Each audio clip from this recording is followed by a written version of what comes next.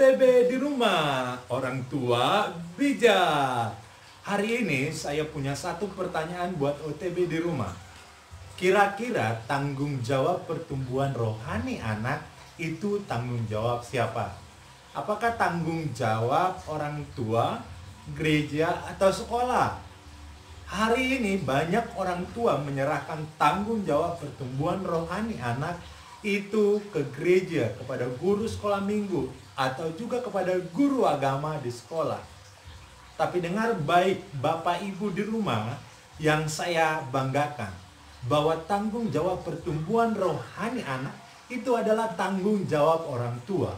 Pendidikan karakter, pendidikan agama pertama sekali dimulai dari keluarga.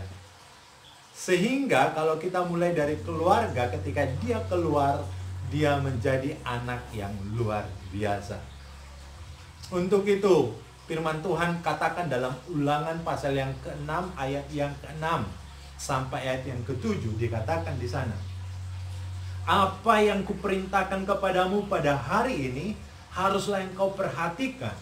Haruslah engkau mengajarkannya berulang-ulang kepada anak-anakmu dan membicarakannya apabila engkau duduk di rumahmu, apabila engkau sedang dalam perjalanan, apabila engkau berbaring, dan apabila engkau bangun.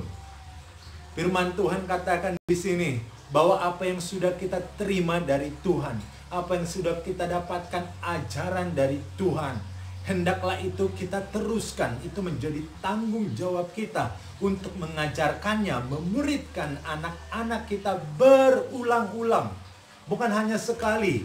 Dikatakan Alkitab bahwa berulang-ulang, baik waktu sedang duduk, baik waktu sedang dalam perjalanan, baik waktu sedang bangun dan waktu terbaring. Ini artinya apa? Bahwa pemuritan anak, mengajarkan anak secara berulang-ulang itu tidak mengenal tempat dan tidak mengenal waktu. Dimanapun dan kapanpun, selagi ada waktu, selagi ada kesempatan, mari kita mengajarkan anak-anak kita. Mari kita memuridkan anak-anak kita. Kemudian dalam Efesus pasal yang ke-6 ayat yang ke-4 dikatakan di sana. Dan kamu bapak-bapak, janganlah bangkitkan amarah di dalam hati anak-anakmu, tetapi didiklah mereka di dalam ajaran dan nasihat Tuhan. Alkitab mencatat bagaimana bahwa pemuritan anak bukan hanya tugas seorang istri, bukan hanya tugas seorang ibu di rumah, tapi juga bapak-bapak di rumah. Yuk kita sama-sama memuridkan anak kita. Bahwa dikatakan Alkitab bahwa bapak-bapak jangan bangkitkan amarah anakmu. Di sini artinya jangan sampai kita membuat amarah anak kita ke depan. Jangan sampai kehidupan anak kita penuh amarah. Masa depannya penuh amarah.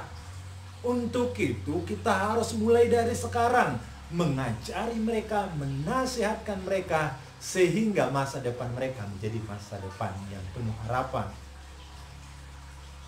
Satu penelitian membuktikan bahwa hari ini sekolah minggu banyak diabaikan. Apalagi di masa COVID-19 ini, sekolah minggu diabaikan. Kenapa? Karena banyak gereja SDM-nya tidak memadai untuk membuat ibadah online sekolah minggu. Bukan hanya untuk ibadah online, tapi untuk membuat ibadah yang menarik secara online, itu pun tidak punya SDM yang memadai di gereja. Kalau mungkin untuk ibadah online, ibadah raya, mungkin semua gereja rata-rata membuat ibadah raya online. Tapi untuk ibadah sekolah minggu itu jarang sekali. Sehingga hari ini banyak anak-anak akhirnya tidak beribadah atau juga beribadah online bersama dengan orang tua. Mereka ikut ibadah raya, ibadah orang dewasa.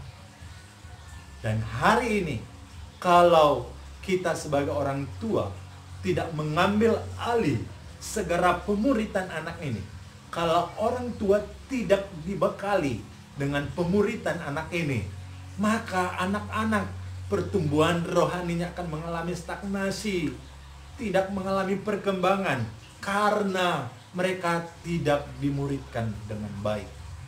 Untuk itu hari ini OTB di rumah saya akan bekali bagaimana kita supaya menjadi orang tua yang bisa bersama-sama dengan orang tua, dengan papa, dengan mama, bersama-sama memuridkan anaknya supaya pertumbuhan rohani anaknya baik. Hari ini saya berikan bagaimana cara yang baik supaya pertumbuhan rohani anak itu baik. Yang pertama, mulailah dari orang tua. Orang tua tidak akan bisa membagikan sesuatu yang tidak ada pada dirinya. Ia hanya bisa membagikan apa yang ada pada dirinya kepada anak-anak. Untuk itu, kalau rohani orang tua tidak baik, mustahil dia bisa membagikan sesuatu supaya rohani anak-anak baik. Sehingga sebelum kita, orang tua, memuridkan anak, mulailah kita mengisi kerohanian kita, mengisi sesuatu dalam diri kita, supaya itu yang bisa kita impartasikan, kita transfer ke anak-anak kita, sehingga mereka menangkap isi hati Tuhan. Kemudian yang kedua yang harus dilakukan orang tua adalah mencari ibadah online sekolah minggu. Ada beberapa ibadah sekolah minggu online. Kalau misalnya gereja di tempat Bapak Ibu tidak ada ibadah sekolah minggu online, mari kita sebagai orang tua mencari link, mencari ibadah sekolah minggu online. Hari ini ada beberapa sinode yang sudah membuat ibadah online. Ada Superbook yang juga mengadakan ibadah sekolah minggu online. Jadi kita sebagai orang tua, kita cari dan kita juga mendampingi anak-anak kita saat ibadah online.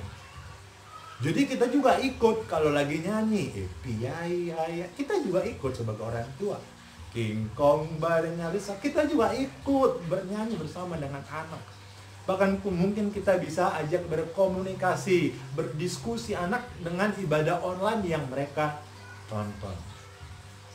Kemudian selanjutnya yang harus dilakukan orang tua setelah ada ibadah online seperti itu adalah mengajari anak untuk bercerita firman Tuhan. Nah, ada banyak cerita-cerita firman Tuhan dalam Alkitab. Ini bisa kita lakukan menjadi aktivitas kita setiap hari bersama dengan anak-anak kita. Jadi kita mulai biasakan anak-anak di rumah untuk bercerita firman Tuhan. Apa yang mereka tonton dari Superbook, apa yang mereka tonton dari ibadah online mereka. Kita coba gali, kita biasakan mereka bercerita. Bercerita ini bisa dengan storytelling, jadi anak bercerita, atau bisa juga dengan bermain peran. Jadi orang tua bersama dengan anak-anak membagi peran. Misalnya saya sebagai Yesus, kamu sebagai murid Tuhan Yesus, kamu sebagai ibunya Yesus. Jadi kita berbagi peran, kemudian kita perankan. Ya, nanti papanya memerankan sebagai Yesus, kemudian mamanya sebagai ibu Yesus, kemudian anaknya sebagai murid Tuhan Yesus. Jadi itu diperankan bersama-sama dengan anak, sehingga itu juga menjadi aktivitas yang asik. Kalau bisa kita juga buat kostumnya, kalau memang sempat orang tua buat kostumnya, baik dari kardus mungkin atau dari apalah yang bisa kita buat di rumah, sehingga itu asik buat anak. Sehingga ketika anak bercerita, ketika kita bermain peran juga, itu diserap dengan baik. Daripada hanya mendengar, akan lebih baik lagi ketika dia bisa bercerita tentang firman Tuhan. Kemudian setelah itu, yang bisa kita lakukan sebagai orang tua adalah dengan membuat ibadah keluarga, dengan membuat mezbah keluarga. Kita tahu bahwa sangat jarang, hanya 2 dari 3 keluarga yang melakukan ibadah keluarga. Ini artinya masih ada banyak keluarga yang tidak melakukan ibadah keluarga. Ibadah keluarga itu bukan harus yang wow, yang harus penyembahan seperti apa, angkat tangan yang seperti apa. Tidak. Saya mau bercerita, dulu kami waktu kecil, Orang tua kami itu membuat ibadah yang sangat sederhana. Jadi kita habis makan malam, setiap habis makan malam kita disuruh berkeliling, duduk melingkar. Kemudian kita disuruh membaca satu ayat saja. Cuman membaca Alkitab. Mama saya nggak bisa jelas, nggak bisa tafsir, nggak bisa hermeneutik, nggak bisa homiletik. Tapi itu membekali anak-anaknya sehingga pertumbuhan rohaninya menjadi pertumbuhan rohani yang baik. Jadi mulai ibadah keluarga yang sederhana. Apa yang ada pada kita, apa yang bisa kita lakukan, itu yang kita lakukan. Kalau memang doa kita hanya bisa doa singkat, tidak harus bertele-tele, tidak harus panjang-panjang. Kalau harus kita cuma tahu satu lagu, mau satu lagu itu pun kita ulang-ulang. Atau bahkan kita memutar lagu saja saat kita ibadah keluarga, kita putar lagu dari YouTube saja, kemudian kita nyanyi bersama-sama. It's okay menurut saya. Atau mungkin hanya seperti yang dilakukan orang tua saya, baca ayat satu-satu saja, kemudian kita tutup dengan doa. It's okay menurut saya. Yang penting kita biasakan anak itu melihat bahwa ternyata ibadah orang Kristen itu ya di rumah seperti ini. Jadi bukan hanya di gereja. Jadi sebagai orang tua, mari kita hari ini membuat ibadah keluarga kita. Ini yang bisa saya sharingkan kepada orang tua, bagaimana supaya orang tua di rumah bisa bertanggung jawab atas pertumbuhan rohani anak-anaknya. Jangan berharap guru sekolah minggu yang akan bertanggung jawab pada kerohanian anakmu. Jangan berharap pendeta yang bertanggung jawab untuk pertumbuhan rohani anakmu. Tapi tanggung jawab besar itu ada di pundak kamu untuk menjadikan anakmu pertumbuhan rohaninya menjadi pertumbuhan rohani yang baik. Sehingga mari kita berjuang bersama-sama, OTB di rumah. Yuk kita berjuang bersama-sama. Kita mulai hari ini. Jangan tunggu besok, jangan tunggu nanti, tapi kita mulai sekarang. Terima kasih buat Bapak Ibu yang sudah menonton video ini. Jangan lupa like, share, dan juga subscribe video ini. Terima kasih buat OTB di rumah.